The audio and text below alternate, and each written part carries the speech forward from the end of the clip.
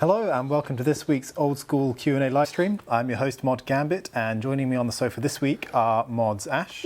Hi. Mod Husky. Yeah. And Mod Flippy. Hello. And on the chat we have Mod Tide again. If you have any questions throughout the stream, please send them his way. He'll make a note and we'll answer as many as we can at the end. We also have our wonderful producer Mod John sort of behind the scenes, making sure everything runs smoothly. I'll start with the announcements as per. So first thing is a poll has just gone live. This is the game improvements poll you may have seen on the website. If you haven't already, I think !poll will take you to the poll blog. It's a whopper. There's like 38 questions in the end. Yes. We almost wanted to put more in there. There's constantly things we wanted to sort of just squeeze in. The system handles 100. I remember a discussion about boots that got quite funny and might have made it the longest poll ever. Oh no, we'd never beat the one with the 60-something that Matt worked on with reward items back in 2013. Those were the days. Yeah, there's always things that we want to add, but it's a case of when is enough, and like when does it become tedious to just scroll through the interface and vote on things. And in the case of the boots one, it might have been kind of overkill to do each one individually, because it begs the question what the criterion is that the player's using to decide these boots but not those boots. Yeah, I think that's why we decided not to do it. So I did enjoy putting in a hyperlink in the booth saying click here to see realigned boots, because where else will you click to see realigned boots? we did consider polling the boots like properly individually, so that only one of them would be realigned, and you'd have some like this, maybe some like that. No. you would get that. The community would vote for the left boot to be realigned and the right boot to not be. Oh yeah. So yeah, please head to your nearest poll booth in game to vote on that. I believe we're closing it on Monday is the plan. 25th. Yeah, that'd be Monday. Yep. Obviously, Twisted League opened last week. Husky, you worked a lot on that. How do you feel the first week has gone? I love it. I love the content myself playing it, but I love how much the community is engaged with it. The numbers are incredible. I did a check just before we came down here, and there was in excess of about 75,000 people who have at least 10 league points, which is what we're using to calculate your rank, and about 105,000 people had just logged in. So, like, you know, if you look at a skill and see how many people have logged ranged on the high scores and stuff, which is absolutely incredible, actually. Everywhere you go is completely packed, and it's including plows, but it's a lot of fun. And people are talking to each other. Yeah. I was having a conversation with like 4 other people as we were all in that Bloodveld spot in the catacombs, you know, waiting for spawns. It was great. Player level, question mark. It has really brought back the social element of the game, which maybe you don't see so much these days compared to back in 2007. Like it's sort of like starting afresh and new, but with a new twist, which is really nice. Well, this day in the main world, if there's one person at Bloodveld spot and you join, he goes, hop, I was here first. You know, because he wants to AFK and have all 7 tagged on him at once. So it's nice to see that community engagement. People just standing at the Grand Exchange. On the other hand, they're also not trading. Yeah. So for anyone who's not been involved in the league yet, we would encourage you to do so. !Twisted will take you to the reveals blog, which explains how the league works, how you can get involved. It's very, very easy. Log on to just one of the green worlds in the world selector. And yeah, we would encourage you to do so. So we have some stats from the first week that we'd like to share. If our wonderful producer will bring them onto the screen for us. The data. So yeah, shout out to our data team, our analytics and data science team for collating these. I'm going to click through. Forgive me for the transitions that I love that 0% run emote, by the way. There's a relic for that. Yep, there's a relic for that. We will get onto the relics. I believe the first thing we're looking at here are the top 10 completed tasks. So I'm not going to rattle these off. You can hopefully see them. I guess these are more or less what you would expect, sort of the lower level skill milestones. Yeah, absolutely. Almost everyone's strategy goes, let's pickpocket men, get cakes, and then, you know. I don't know what to do, so let's go cut trees. I love this fantasy world. Pickpocket men, get cakes. Yep. And yeah, just obviously deforestation from the off. Just massive massive waves of people just coming in, chopping down all the trees, setting them on fire. That was very pleasant to see. And then kind of Korend there at number 10. I guess people are getting that done quite early as well. Obviously, that gives you the favour boost for whichever house you're going to pick. Yeah, a lot of people want to get that Piscarili's favour. And also 15 in 2 starting skills is quite nice. There's been a lot of discussion between should it be herblore, should it be construction, hunter, crafting. All these are like contenders and people picking different ones as like which one they want to do. It's quite interesting. We've got a few other stats.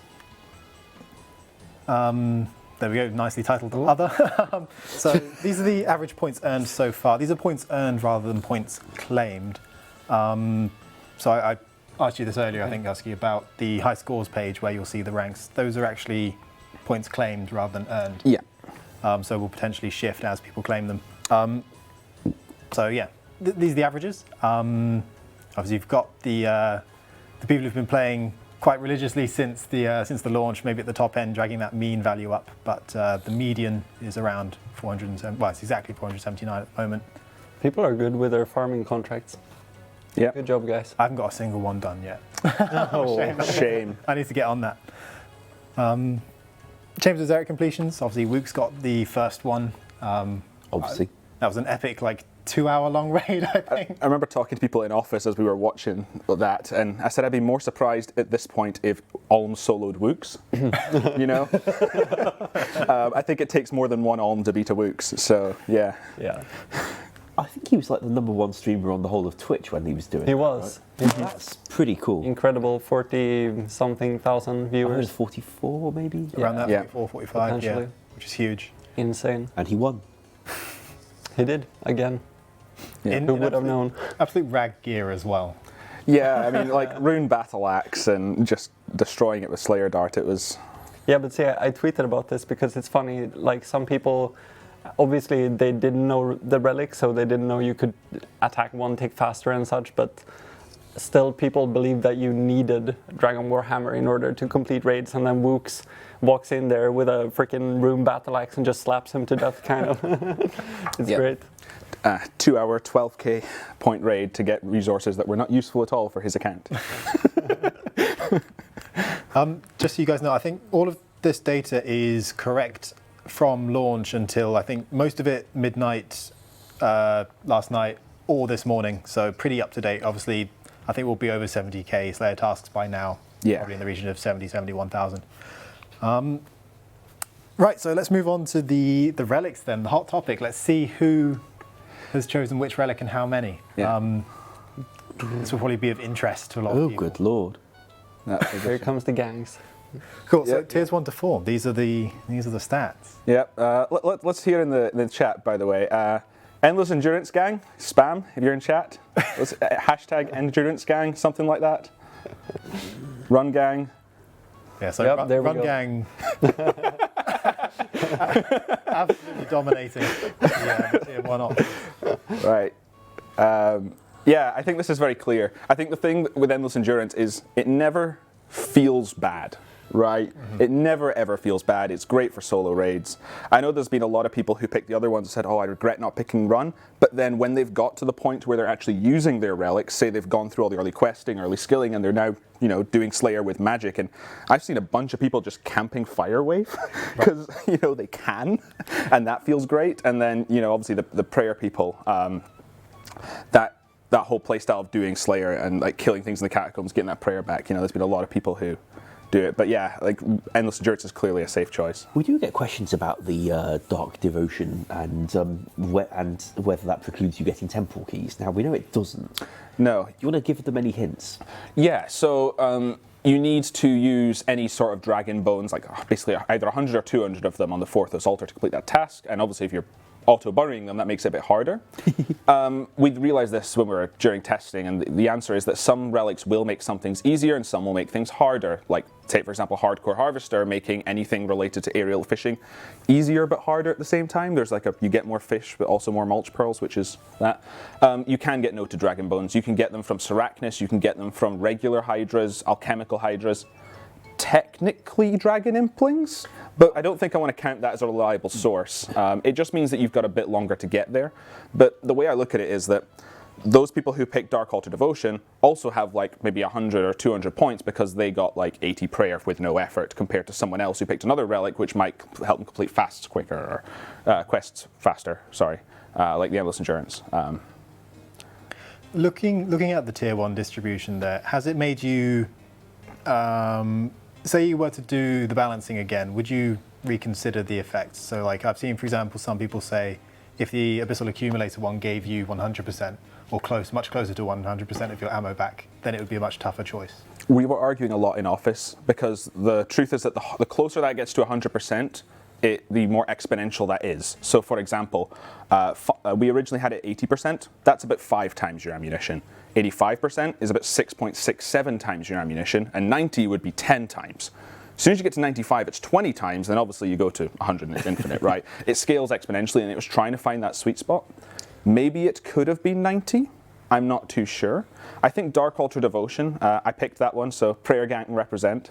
I think the one thing that could have made that nicer is actually making it so that you can use the Ensouled Heads without any runes. Might have been something to make that a bit nicer. Because there's a lot of expensive runes that people who want to train their prayer actually can't use the double heads on the spot because they don't have the runes for it. I was actually on the page of making ammo completely free, like essentially 100% with the Abyssal Accumulator, and I still think that would be valid. It surprises me that Abyssal Accumulator is higher than Dark Altar Devotion. I thought that would be a bigger favourite for sure. Did you say you thought it was bigger? It's smaller. It's lower. No, yeah, I thought Abyssal Accumulator would be picked more than Dark Altar Devotion. Same. And that surprises me. So did I, actually, especially based on what people were saying as well. But maybe they were just throwing off their competition. Yep.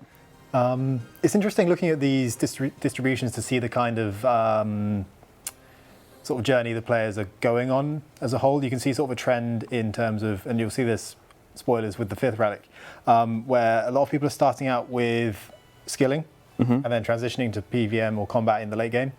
Obviously with Konar's Blessing being the top pick for tier 4. So that's interesting to see. It actually surprised me how much Spirit of Din has been picked. I wasn't sure how many people were picking that, and I haven't seen any content creators pick it. It was the idea that Wintertodd's really good early, and let's try and do something to make it good late for people who want to stay there. Those stats between tier 1 and tier 4 are remarkably similar. They are. Apart from the bottom one. But no, I think there's been a fairly good distribution, and I think that it would be impossible to get a 33 across the board split on all these relics. Because content creators will influence which ones people want to pick more. And because I think a lot of them promote very different play styles. Arcane Courier is a great one for that, right? It's not actually going to get you many more points per hour compared to the others. But if you don't have much time to play and you just want to rack up a bunch of points, maybe picking Arcane Courier with Gift to the Gatherer and just sitting at Barbarian Fishing getting a ton of XP for no effort, that's pretty good. And that could be maybe someone who just wants to get a certain reward and come out. Right, so let's look at the 5th Relic then. I see a lot of people in the chat asking for it. Here you go. So this is an interesting one. This data is taken from 390 people who have got to tier 5, which means there is one singular Chad who picked Xeric's Resilience, and props to that guy. And I really hope he picked Dark Altar Devotion because those two scale really well together. You can actually keep infinite, you can keep Protect from melee on at no cost with the two combined. I think it's something like it would take 90 minutes for it to drain, and if you're killing anything in the catacombs, it's ridiculous. As soon as you obviously pick the boosting prayers for prayer, obviously you drain a lot quicker. I'd like to interview this guy. Ask him a bunch of questions. Yeah, I suppose we can find out who it was at some point. Yeah, I think honestly the truth is that Xeric's Wisdom is by far just guaranteed great for points. There's a lot of points for skilling compared to PVM, and I think I've seen a lot of criticism come up that I made skilling too good when I made the tasks and relics, and PVM not so good. And I think it just comes down to, I thought one tick faster would be a lot stronger than it is. It is fantastic if you're doing content. It literally will get you those kill tasks so much faster than other people, but the amount of points that you get for doing that in the long term is a lot less consistent for Xeric's Wisdom, and it's just things to take forward to the next one. I don't know, maybe 2 ticks faster would be better. Maybe we just need more tasks for PVM. Like maybe there's like Hydra kill count, Hydra kill times, and if you hit certain thresholds, you get points. Or interesting tasks such as get X amount of kills of Sarachnis without leaving her room, or Hydra. Sounds like someone's writing PVM achievement diaries. Yeah, Pretty much. but no, I think this is interesting, and there's definitely like a niche market. Like the people who love doing PVM are still going to pick Xerx's Focus. I'm going to pick Xerx's Focus. I think it's a really fun relic. Yeah. And as everyone's pointed out, machine gun darts and knives is pretty satisfactory. You can't move while doing it and keep your damage going up, but oh my god, that's amazing. But it's difficult, right? Because like when we were sitting balancing this, and you had your large spreadsheet of all the different paths you could do and how much time each thing would take, it's difficult because you were thinking of things very long term. Like if you hit these certain achievements, it will be somewhat balanced between combat and clue hunting and skilling and stuff. But then when you actually go and look at the individual tasks, it might seem completely absurd that the gem stall is like well, that one was maybe an exception, but that some of the, like Tithe Farm, for example, gives a lot of points even though you're doing a lot of skilling meanwhile. Yeah. So that's a lesson that we need to learn for next time when sitting balancing all this. So when it came to the all the tasks, I had about 1,300 tasks in an original design document. That's, you know, close to 3 times what there are in the game. And I was kind of told the feedback that how long does that take to develop in QA? If that's 5 minutes a task, that's a bit, you know, that's a lot of QA time to test all these tasks, so we're asked to tone it down. I think what I should have done is made sure there were like maybe 2 or 3 easy, 2 medium, 2 hard, and 1 elite for every skilling activity, so it wasn't so heavily pushed towards farming and thieving. And yeah, I obviously did a balance pass on checking all the tasks and seeing for any outliers, and I missed the gem stall. So yeah, that should be a hard task. But it's cool how one task creates an entire meta. And if you'd like it, it's a hidden gem in the task list, isn't it? Oh, no, Okay. Right, moving on. Is it going to say do or don't give up the day job? Right. So again, big shout out to our data team who have gathered these stats for us. If you want to follow them on Twitter, our Old School dedicated members of the analytics and data science team are Jagex Nasty and Jagex Lottie. Why is he called that? Couldn't tell you. Because he's quite nice, actually. He's a really nice guy, yeah. Good guy. Right. Thank you very much for that. Our data team. I'm going to move on to some Twisted Leagues questions that you guys have asked. There have been quite a lot of them since, throughout this first week. And we have the right mods here to answer them. A few of these are suggestions as well as just general questions about the development of the game mode. So the first player wants to know what their own percentile rank is in the league, or at least how they might calculate it, so that they can track their progress, so that they know which trophy they're getting essentially at the end. Is there a way for them to do that? So that is something I said I really wanted to have. And speaking to Flippy, we really wanted an in-game display to have a little trophy icon that shows which one you're currently getting and your current rank and percentage. Unfortunately, there's no way for our game to get that data from the high scores back to do the calculation in the client. Done. So we can't really do that. What I am doing as a compromise is speaking to you guys in CM and seeing if on each of the news posts, if you just have a little Twisted League section for the rank and be like, as of the day of the news post, maybe not the exact time, what are the current cutoffs for this? And the way the ranks will work is it's based on the points. So at the end of the league, we'll say, okay, the top 1% is anyone who's got more than this many points. That's calculated by going to the league points part, finding the very last person on there. So maybe it's ranked like 73,000 to pick a random number. And then you'll pick like the top 1% of that would be everyone in the top 730. And then, there we go, chat. And then obviously 5 times that for top 5%, etc. So we'll try and keep an update on social channels for that. You can do the math yourself. But I think this is a really good time to speak about an issue I've seen come up a lot, which is the difference between points claimed and points earned. I've seen a lot of people confused about why we have to claim points. Why do we have to click that button every time? And the answer is it's the way it had to be coded from the engine to save it to put it onto your main game. Right. So if it was done automatically, so say there's like a trigger, so complete a task, and it sends an event across to put them on your main game. That event can be rejected, and if the trigger is on completing a task, there's no way for the player to redo that trigger.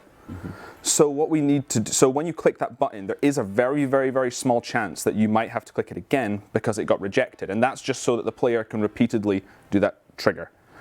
Also, we were kind of worried at the release of it, if we have so many people automatically completing tasks and sending all these things, that's a lot of requests going through at once, and this way making the player do it, it kind of, you know, throttles that a little bit. So that's kind of what that is. So you actually don't get the points on your main save until you hit the claim points, and these points are what you're going to spend on rewards. We will be making sure to, I think we're going to see if we can try to, if someone hasn't claimed points, we'll just try and send across that last batch of points. Nice if we can. But we'll have a lot of reminders to players. Leagues are ending, make sure to claim your points, and if you didn't, then we'll do it. There's a chance that we could just make it so you can try and do the claim on your main game side, if we can. I don't know how that'll work once the league's over, but we'll have to speak to Engine and see what's possible. They've also had a few questions about whether they could go and send it to their World 45 Dead Man profile for those who use that. I don't believe so. I think it's just on the main save game. Okie-day. Okay. I noticed a few of you guys are sending in queries about how some of the things work in the league, and maybe describing things that don't work quite the way you would expect them to. Keep sending those in. Tide has already kindly collected a few of those and made a note of them. This week's update contains quite a few bug fixes for Twisted League. Thankfully, there weren't anything too major, but there are a few things in there that have just been polished up. I can try and go through them if you want. Or Sure. There was one that was very blatant on stream. If you had Endless Endurance perk and you were one-tick flicking, your hit points weren't restoring. I believe that's actually been fixed already earlier in the week. Yes, that was something we were able to hotfix, and I think Ed or possibly Lenny dealt with it. There's a bug with farming contract tasks where it doesn't complete the task at the same point it updates your number of contracts. So there's a point, I think you can exit out at certain bits of the dialogue with Guildmaster Jane, and she doesn't actually complete your task for you. So what we're coding in for tomorrow is if you're in that state, the next time you complete a farming contract, which isn't a task in itself, so essentially if you did it at 25 it wouldn't work, but if you did it at 26, which isn't a task, it will go back and retroactively complete all the tasks that you should have. We fixed that. There's a bug for boosting with farming contracts. So if you boosted up and got a thing on the list, say to Torstal, and then you pick it, but you no longer have the level to do it by the time you get there, it would have a bug and it would pick a different one for you. That's getting fixed tomorrow, so you should be able to boost. And we just don't care if it runs out. If it runs out and you pick something, you have to boost again. Reminds me of the old assist system. We are making it so that if you have Arcane Courier and the Treasure Seeker one, your clue geodes, bottles and nests will instead go to your inventory instead of going to the bank. That way you can open them and get your stackable clue box. What else are we doing? I know you've worked on one involving teleports. Yes. Checks, but I don't think that's in this update. For Deadman? Yeah, did it get into the update? Yes, it did. Oh, well done. So there was, because I'd centralized all the teleport checks to go through something for leagues, to make sure obviously that we knew that you couldn't teleport off.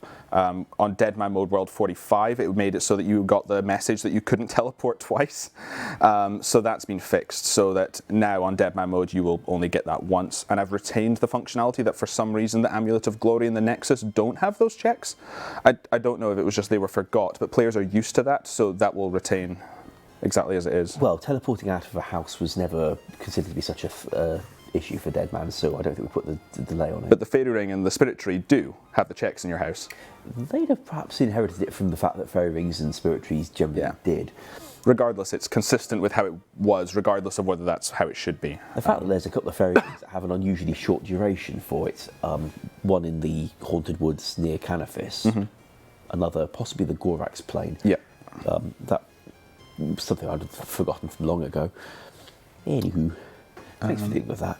That's okay. Oh, and there was a bug with picking farming contracts where you weren't... Essentially, there's a list of tasks you can get for each tier, and it was never giving you the one at the very bottom, which I believe is cactus for regular ones, potato cactus for easy ones, medium for...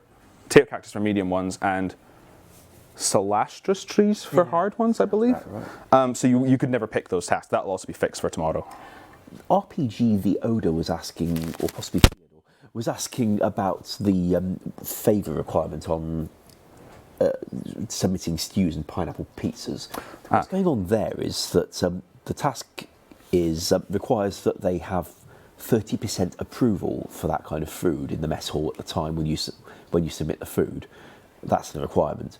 Unfortunately, it wasn't mentioned in the description, and it should have been. We're very sorry, and it's being updated in the description in tomorrow's update. Oh, well, thank you very much for those details. I'm going to crack on then and ask. It's RPG Theodore rather than RPG The Oda. Sorry about that. Yeah, I think that's because completing that task was then consistent with getting the favour.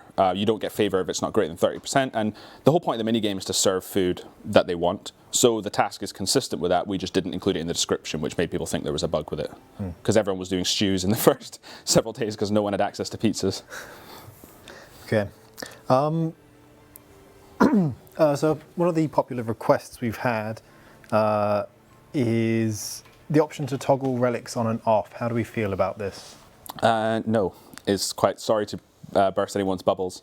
The reason for that is because there's a very clear upside, and some of them have an intentional downside to balance them. So Hardcore Harvester is fantastic. A lot of people have said it's really weak, but the amount of resources you get from it, the fact that all your farming patches, there we go, grow 5 times faster. It's really, really, really strong. But it has a downside when you come to barbarian fishing or aerial fishing. It is still possible to do those activities and not lose any XP. You can still 3-tick barb fish if you have 1 inventory slot available and not 3, and then you only just drop the 1 and do the 3-tick cycle. Aerial fishing, you just have to drop 3 times as many, but obviously the fact you get 3 times mulch pearls actually still completes those tasks faster. Same with Arcane Courier, right? It sounds fantastic on paper, but as soon as you need a log now, it makes it difficult, unless you've got bank fillers, filling your bank, and then obviously it'll go to your inventory. So there's a kind of way around that. We just didn't want people to, the idea was to make that choice, we wanted to make it feel important and impactful, and if you can just turn that off or on, it kind of defeats the purpose of having the choice. Yeah, and also from the beginning, we already had this in mind, even from the early stages of designing the relics, your original design for the triangle relics where you pick a certain amount of skills to be double EXP, they also had a drawback on each of the relics, so you would get slower EXP rates. I can't remember how much it was reduced, but you would get slower EXP rates in the other 2/3 of the skills that you didn't pick, right? Or no, actually to another third. So essentially what it did was, when it was a 3 times multiplier, originally, we said it's going to be 3 times the ones you pick, so all the artisan skills or all the gathering or all the melee ones. But if you picked artisan, you're half as good at combat. If you picked combat, you were half as good at gathering, and if you were picked gathering, you're half as good at artisan. We got a lot of feedback saying that people would just want to not pick potentially, even though the boost was bigger than the downside. So then when we made it a 5 times base multiplier, we instead just said, okay, we'll get rid of the downside, but to keep the power in check, we'll just make it a 2 times multiplier instead of a 3 times multiplier. Yeah, because we want relics to be something that, even though they might have some slight drawbacks, they should still feel really good. You shouldn't be sad about picking a relic because some skills are going to be slower. So that was kind of our motivation. Was it you that pitched that insane mode where all the XP you get is in the wrong skill? Yeah, so I pitched a game mode for potentially a future league or game mode where each skill gets assigned to another skill. So when you log into the game and you might go and pickpocket a man, you might get fishing EXP.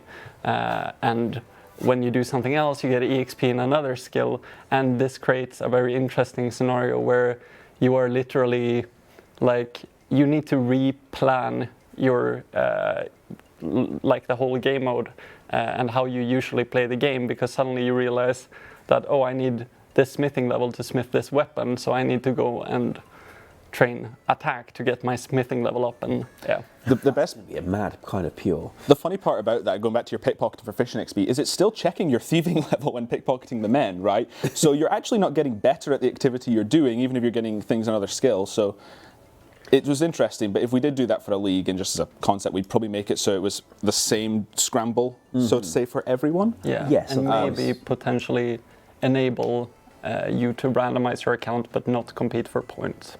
as an option. That's not so much a twisted league as a perverted league, I think.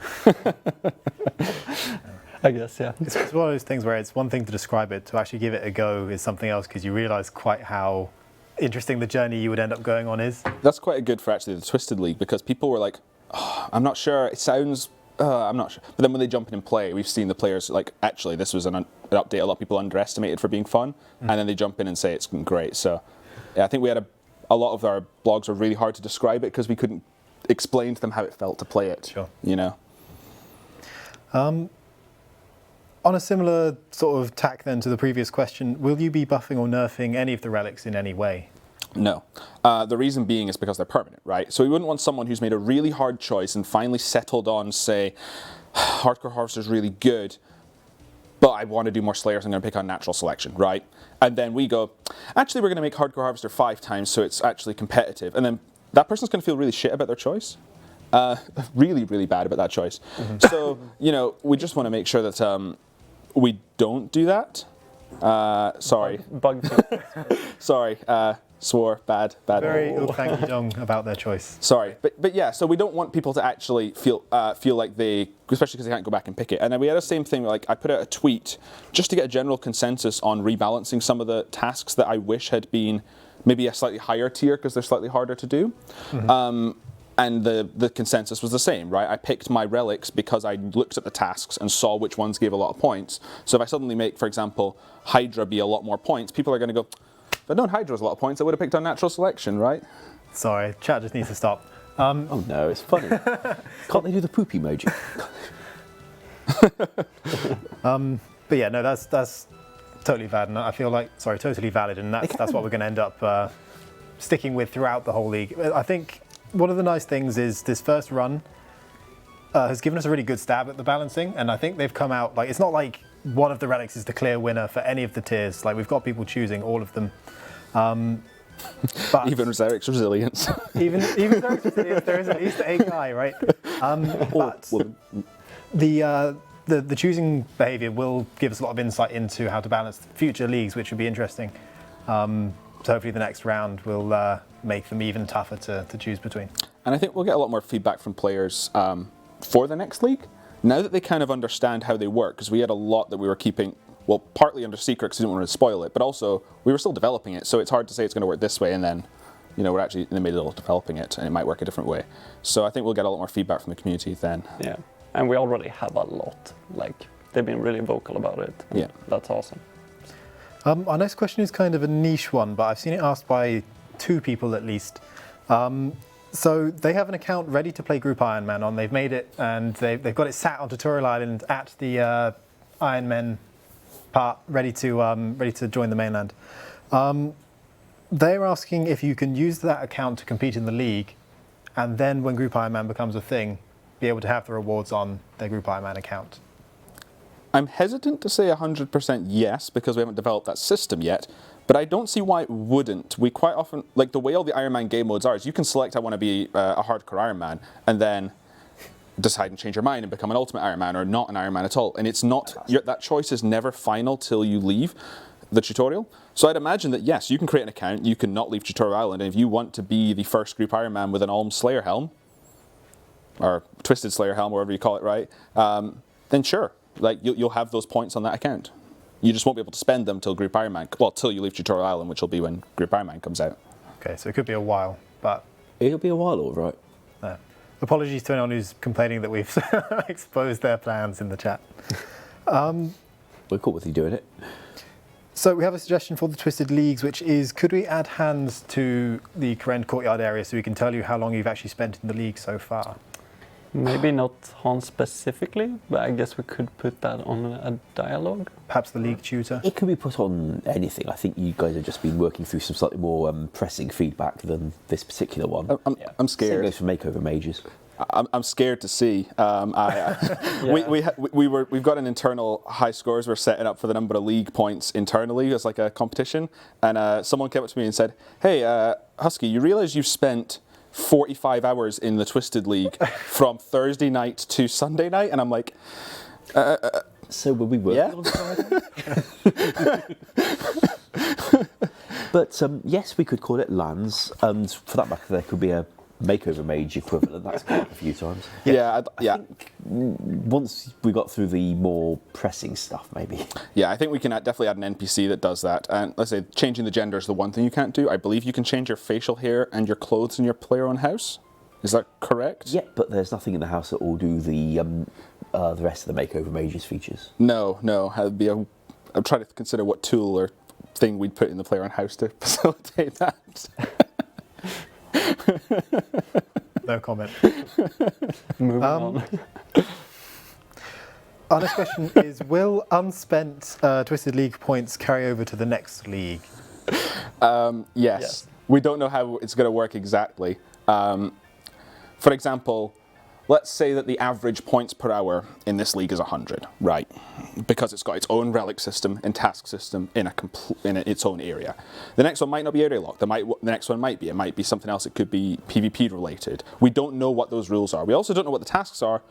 And even if we keep the task points the same, it's really hard to know for sure. So we might end up doing a thing that's like your, let's just call them warped points, right? Just for the sake of separating. Your twisted points might convert to one twisted point being 2 warped points or something like that. We don't quite know how that system would work, but we definitely want you to have a way of saving your points and spending them on other rewards. Because someone who does get the Dragon Trophy at the end of the league probably has enough points to buy everything, right? Like, if you can't buy everything when you've got a Dragon Trophy, you've probably done something wrong in the reward balancing, right?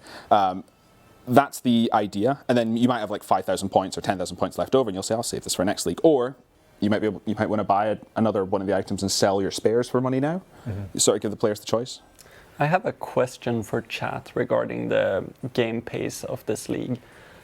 Would you guys rather have unlocked relics slower or faster or kind of the same as it is now? So same. Okay, so you think it's a good pace unlocking relics? Yeah, I heard a suggestion that we give a relic too early before they can get their feet in the water and understand. And that might have been like hey, you actually get your first relic at like, I don't know, maybe 100 points or something like that. We could have had the same system. What we wanted people to do was to feel that power at the start and think, I want to keep, like when they're given it like their first hour of playing time, they might not necessarily get to that first relic. Okay. And they might go, this is just the same as the main game and quit. We wanted to feel that rush and excitement of that power up and say, I want another one. So there's a thought of maybe we look at whether we give a relic at the start next time or not.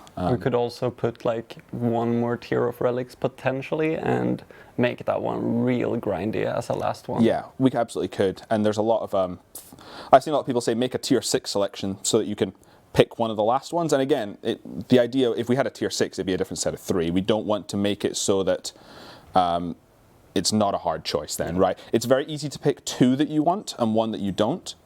And that tier 6 would then just say, yeah, they pick one of those. But it's really hard when you've only got to pick 1 and you're losing 2. Our next suggestion is, could we keep unlocked music tracks between leagues? Sure. We can do it that accurately. Sounds. I believe we have full control over which variables we reset, is what I've been told. So as far as I'm concerned, I don't see why we wouldn't do that. If players want us to. We're doing it for pets, we're doing it for a few other things. Well, given that the leagues are likely to be in different places, keeping the tracks from one place available in the other just means you get to listen to a wider selection of banging tunes. Exactly. You know, we have to put a league so you can unlock Sea Shanty 2, and then if you can't get Sea Shanty 2 in another league, you can still listen to Sea Shanty 2. Be confirmed. Yeah, just in the confines of Port Sarim, right? You know, those seagulls are going to be massacred, and it'll be fun, and there'll be a task for 10,000 seagull kills. Oh, someone spoiled the ending for the Twisted League. Did you see that Reddit thread? No. We transport people to a final instance version of the plow area. It's PvP enabled, and the first person to get to 100% favor wins. Did they know? I love that suggestion, but But we kind of already have this with pets. So like the Phoenix pet, for example, if we were to do a restricted one next time, you're not going to be able to get the Phoenix pet. Exactly. And we like the idea of showing it off. I think we even said there's one person with a Bloodhound. And sorry that it's not a task. It doesn't fit into bossing. It doesn't fit into skilling. And we didn't want to make a Bloodhound task. But at least it looks great, and you get it for the whole league, and you get to take it into the next one, right? Yeah. And F Casey. I like leagues in general. I think some more permanent progression with your account. It would just make it more fun long term. F as in like pay F for respects, guys. I didn't mean the F that way. Back to the poop emoji, guys. Oh no. How do you guys feel about allowing the use of spirit trees in the league? Obviously, you can grow a couple, but you can't use them because they're locked. Yeah. Quest locked. Fun fact, when I centralized the teleports, I actually thought you could use spirit trees, so I made it work for spirit trees. So we could do it, but I wouldn't, again, it's one of those, like, we don't really want to make any changes to the league that aren't just bugs. Okay. Quality of life. So things like knowing that your playtime or changing your gender, that's fine, right? Mm-hmm. But people have, like, already, like, done like the whole like, oh, okay, you can't have spirit trees, so maybe it's worth staying on the Arceus spellbook and the battle. There's like, there's actual metas to that. I suppose I would say I don't think a lot of people are accounting for spirit trees in particular when designing their strategies. I don't think that's going to be the difference between a given relic or a different one. No, but I think some people who hadn't considered they don't have that quest unlocked will have reached the farming wreck and grown it and then just been disappointed. Yeah, but also we want to unlock things that are like blockers. So we want to give them stuff where it unlocks like a huge portion of content that would just like inconveniently be locked in that region. Otherwise, we want to stay as true as possible to the region-locked game mode that it is. Indeed, we made exceptions for things like anti-dragon protection because there's a lot of stuff locked behind that, but it's not critical that you be able to, say, equip a dragon weapon or teleport from this ring to that ring. And that's the beauty of the game mode, right? I think a lot of the main game has lost some of that charm that people are seeing in the leagues because people don't run around and see each other, right? They've got teleport to here and teleport to there and teleport to there, and they're used to having these teleports. Mm-hmm. I think unless like it was part of the league rules, we're not just going to make it so that you can have all the teleports that you have in the main game. I'm sorry. I've seen requests for like, do we have Unlock Heroes Guild for the jewelry scrolls, spirit trees, and yeah, we considered all these in that, and we just decided not to. That's fair enough. Something I didn't realise until the other day actually was that the Tithe Farm minigame teleport works if you've been to it. Yeah. So for anyone who didn't know, there's a next level strat there. Our next question is. How was the programming and testing of the League relics? Were there underlying reworks that had to take place? And if so, what kind of things were done that have implications potentially for the main game? I don't think they're implying that we add relics to the main game or anything like that, but is there anything that could be carried over or used in an interesting way?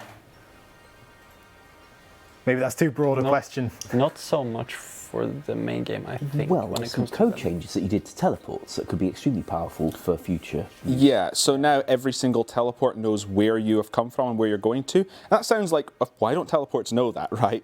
But they just essentially said, block teleports under these conditions, which most of the case was, if you're in a place, block it. But there was no such way to block a teleport that says, block where you're going, because why would you want to block where you're going? Surely that should be handled in the individual teleport itself to have a check. But if we did that for every single teleport in leagues, that would have been so tedious to go through that, and then you'd have to do it for every future league. So now it just says something along the lines of, go get the current league, does it have a restricted area? Is this coordinate you're going to in that restricted area? Good, otherwise no. And it's quite nice. Yeah, so that would be quite useful for future adjustments, I think. Yeah. I think the thing that helped me the most, at least with the relics, was sometimes I'm like, oh, this is a really cool relic, but how do I make it happen, right? So you have to go into the code, especially as a junior dev, going and learning how farming cycles work, or how the combat system works for like one tick faster. I know Tide did that one, but I'm sure that was a learning experience. At least just looking into things like how the Winter Todd crates. I know I had a lot more trouble than you would think making 2 ensouled heads drop because they have a lot of things on them. Like, did for that. Yeah, they have a lot of things on them that say that it's a different head until you pick it up, but then they also have conditions that say there's essentially variables on that object that only when it's on the ground. That I had to duplicate that. Instead of just saying drop 2, I have to make sure they work the same way. Yeah, because the head knows where it was put. So when you want to do 2 of them, you've got to tell both of them where they were put. Yes, and the code wasn't done to do that. But yeah, absolutely. Like if we ever want a thing in the main game, sure the relics have told us how to do that. There's a joke that, you know, borderline, like, I just coded double XP in Old School RuneScape, guys, you know? Take out the League World check and there you go. But no, like, jokes aside, that was not a revelation in relics. That's a very easy thing to do. Okay. Yes, if he wants to talk about what he'd learned about magic today, that could be an interesting spaghetti story for them. Yeah. Yeah, that was. I was sitting trying to understand how magic works for an item, and I realized like my head was going in loops because all parts of the magic code is connected to each other in a really, really inconvenient way. So I had to actually like draw it out on like a flow chart kind of, just to be able to visualize how it worked before I could fully like understand it and see where the bottleneck was. But yeah, it's an adventure coming into work looking at the code sometimes. Yeah, I see a lot of people say spaghetti code. It's not that it's spaghetti. It's that. Sorry. Some of it is, but a lot of the code is just there's a lot of systems that you have no idea how they actually work till you get in there. So you need to figure out the system. The system itself could be fine, but there are a lot of systems that work very differently from other systems. How do you guys feel about a hardcore league, whereby dying would result in you losing your stats, but not necessarily your task that you've completed or items?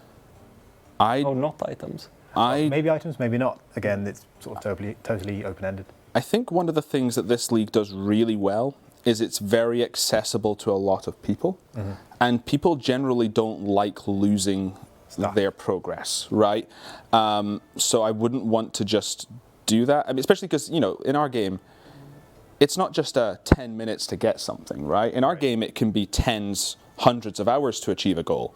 And if you just suddenly lost all that progress because you looked away for a second, or, I mean, let's face it, it happens, the server went out and you lost your status, and you reset and lost things, that would just cause a lot of annoyance. We could toggle it on account creation, similar to how it is in main game.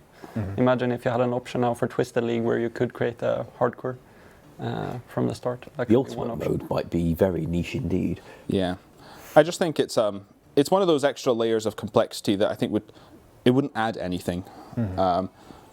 And I think even like the thought would be, oh, you take the top 2,000 people from this league and they compete in the same league, but they're hardcore, and last one, people would just skill. Like, you know, people are never going to die chopping trees, you know. Well, unless we brought the old random events back just for a league, that'd be interesting. Yeah. Okay, fair enough. I believe we had one more Twisted Leagues related question, which was, will there be a way to look back on our scores and achievements in the league once it's all finished? I don't think we've got anything yet, but I would like to. I know there were talks about, and this would be maybe something we'd look at for like Leagues 2, because currently there's no reason to wipe that information, right, on the high scores until we come to a Leagues 2. And I think one thing I will, if I'm on that project, I'll go and say, like, can we have like a place in game that's like a Hall of Fame or something like that, where you can see the top people, or you can see like the league firsts from that league or something like that. I think it'd be quite cool.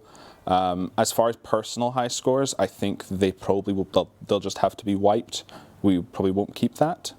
But I wouldn't mind if we kept, you know, the front page of it as a static web page linked on our site. Could be nice. Like a Hall of Fame. It wouldn't update us your display names change in future. It'd just be text, but it might be a nice thing to have. Seems reasonable. Okay, I'm going to move on to some non-Twisted League related questions now then, because we did have a few, as well as your chat questions at Old School RuneScape with Mod on the chat if you want to get them in just before the end of the stream. We've got about 10 minutes left. Our first is, could snape grass be used to make super compost? Currently it only makes regular compost despite being a higher tier than watermelons. I never ever thought to compost it. I don't see why it couldn't. I don't know if there's a design reason. No, simply that it was. It wasn't seen as a high-end farming produce. It was seen as junk you find on the floor. I think not junk, but it was stuff you found on the floor, and it was therefore given a lower tier than things like watermelons that were a substantial piece of farming achievement. Since then, we changed it to be a more substantial farming achievement, and players would like it to be upgraded in terms of its compost quality. I'd want to have a look and see, is snape grass significantly cheaper than watermelons? Although I don't even think that's an issue, because I don't think main accounts would buy either of them to compost them. They'll probably just buy the compost. With them, if you wanted to buy a lot of snape grass. So yeah, for the compost. it is quite literally probably a question that's come up because of Twisted Leagues and for Ironmen in general. And I don't see why it would be a problem to do it. It's just like you said, it was decided when farming was created that snape grass would be regular. Yes. And we made it. And we changed farming. Yeah. We didn't change snape grass accordingly, which we never really saw it as a rule that things that you can grow in farming with a certain level or above must be super compost. But I don't think we have a problem with it. We just didn't do it when the snape grass became farmable in the first place. Fair. Funnily, I looked at a couple of replies to this suggestion. The top one was, I don't think it should be super compost or compost at all, because putting grass in a compost bin doesn't produce compost the same way fruit does. And I was just intrigued by this particular player's then again, focus on the specifics of how composting works. To create normal compost. And I'm pretty sure emptying the lawnmower into a compost bin isn't that bad an idea. I think it does kind of work, at least. Well, it's never complained in real life to me. Could we add hill giants and moss giants to Crystelia's list of assignments? She already assigns ice and fire giants. So that's to get the bribe. Someone's going on a bribe to staff grind, aren't they? Mm-hmm. Yeah. A few people. I don't see why not. If there are moss giants in the wilderness, yeah. I don't know. I don't know whether I like it or I don't know, and I think that's valid. I'm like, yes, maybe, but also... We could straw poll it if Tide is up for it. I think it's one of those things where I neither care nor whether it goes or doesn't go. It's just, yeah, it's a... On a similar sort of note, we've seen some players asking for double drops of mossy keys in the wilderness, similar to giant keys. Since we first said we were quite keen on that, I became aware that the buff for being on task is actually higher than we said it was. Okay. Yeah, I think it's possibly 3 times or maybe 2.5 times higher on task, which means that I was suddenly a bit less inclined to do this other suggestion, even if they didn't stack. I'm not ruling it out, but we did find that there's more of them coming in than we initially thought. I think the answer to that question is kind of, if the community want it, we can always just poll it and let the community decide. Because I don't think it matters too much if moss giants get assigned on Wildy Slayer. Okay. Next question was, will you reduce the number of firelighters needed to recolor the Phoenix? Well, the poll is live, and we did end up reducing that to 250. So the logic there was 1,000 wasn't really enough to increase the price of firelighters. That's never going to happen anyway. It's not going to be a proper sink for the item. But it is an unreasonable amount to expect players who can't trade, for example, to get just by doing clues. So we did reduce that to 250 in the end, which is still quite a reasonable. Is it a permanent unlock? I never looked at that one. Permanent unlock. So do you pay? I think we specified in the poll question. I think it would be you consume the firelighters, but then if you change it again, it's changed. So you just always lose them, and you wouldn't be able to go back. Say I made it blue, I made it white, and then I want to go back to blue. I'd have to use another 250. I don't actually know what we decided to do for that. I think that's the way we've got it at the moment, but it could always be a permanent unlock if that's better. Okay, so yeah, I just seen the straw poll go live. In the last few minutes then, I'll move on to some chat questions. Can instances be added to Zulcano? With teams of 4 being the meta, it's frustrating trying to find a free world. We'd need to check whether they wrote it in a way where the game can't operate more than one of them per world without some rewriting first, but that kind of thing's usually feasible. The other thing to remember is that the content is slightly balanced around how many can be killed at all because of the number of worlds that we have, and that still apply despite Zulcano's loot behaviour. I thought it might not. I guess there'd be more MVPs. It's a good question. Because normally I'd worry about, if you've got infinite copies of the thing, then it's got infinitely more copies of it churning out its loot. And players do care about that. We ran a survey once to check this when we were talking about having multiple copies of the DK room. And yeah, it matters to people. I just wasn't sure whether Zulcano was in that league. Yeah. Okay. Our next question is.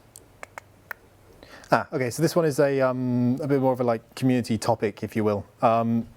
So Sadude has asked about community staking, which is a trend on Twitch among some streamers these days, whereby they'll be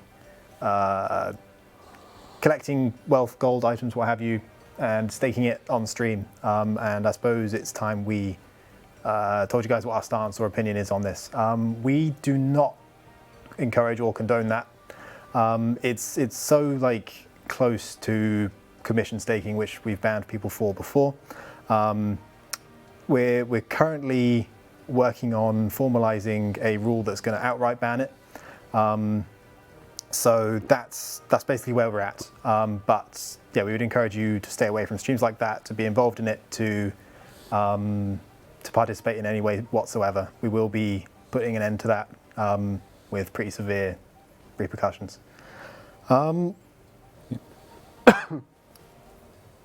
Could Elite Clue unique drop rates be raised? They have the lowest rate of getting uniques for all clue scrolls. What was the question, sir? I was reading chat. Unique drops on Elite Clues. Apparently they're much rarer than uniques on other clue. I mean, personally, I really dislike doing elites because of the rewards. So, on a personal note, I'd like that. They are quite long as well, usually. Yeah, Well, they are. they were made better. They're now 5 to 7 instead of, was it 8 to 11 or something? Sounds about right. Yeah. I forgot we did that. Thank you. So at least they're better. I know the elites have their inconsistencies. I'd be worried to change them at this point in the game because obviously all those items already exist and it would probably tank the price of them quite a lot. And elites are already really good just to get masters. I know mediums are technically better per hour. It would have to be polled by the players. I actually think, I don't know what the rate of getting unique is on a beginner. On a elite, but aren't beginners slightly rarer to get an actual unique? Because I think it's a 1 in 11. Well, Tide might remember. It's a 1 in 11 to get a roll that. Yeah.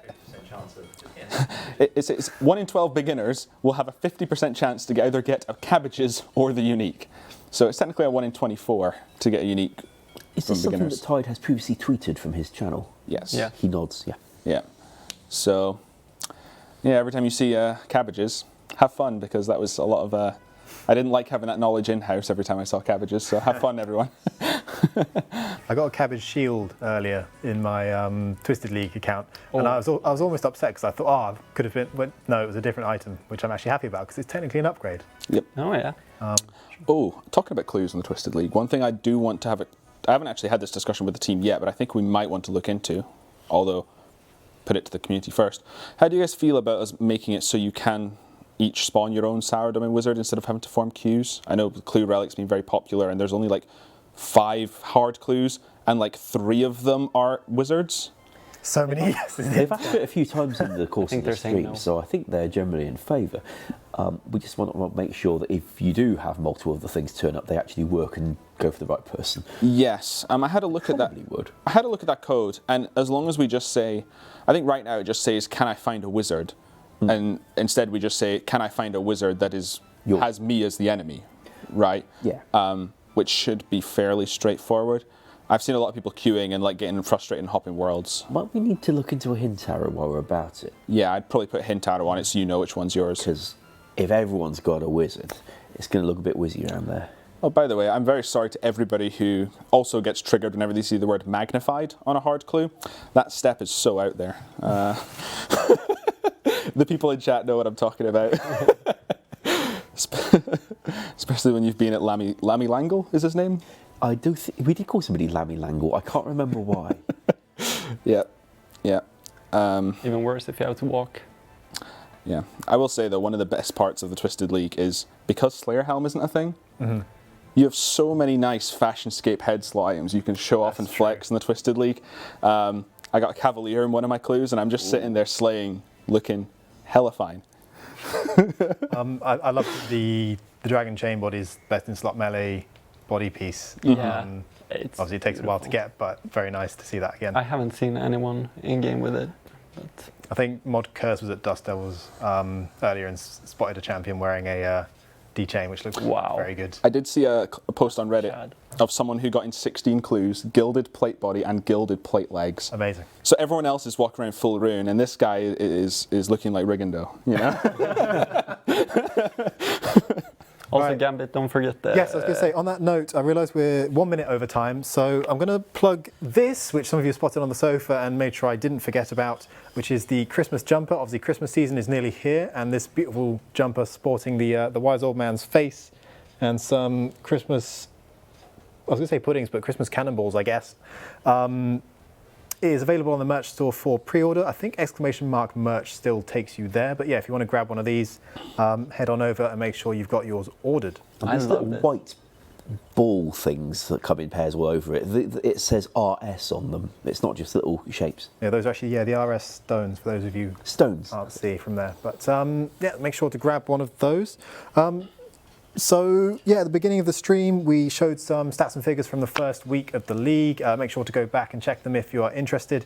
I realise, I think we made an error with the tier 4 relic, whereby the numbers weren't right. We'll have to get those updated. They'll be in the game update post tomorrow. Anyway, so you'll be able to see the correct numbers on those, but I think they've been posted in chat. Anyway, !poll will take you to the poll blog for the poll that is currently live. Went live, I think, shortly before the stream started. So go have a read, or just go straight to the poll booth and vote if you've already got your mind up on the changes that are there. That about covers things. I'm going to thank everyone on the sofa for joining me this week. I'm going to thank you guys for watching, as well as Mod Tide and Mod John behind the scenes. We hope you guys have a wonderful, wonderful week, and we'll catch you in the next one. Bye-bye for now.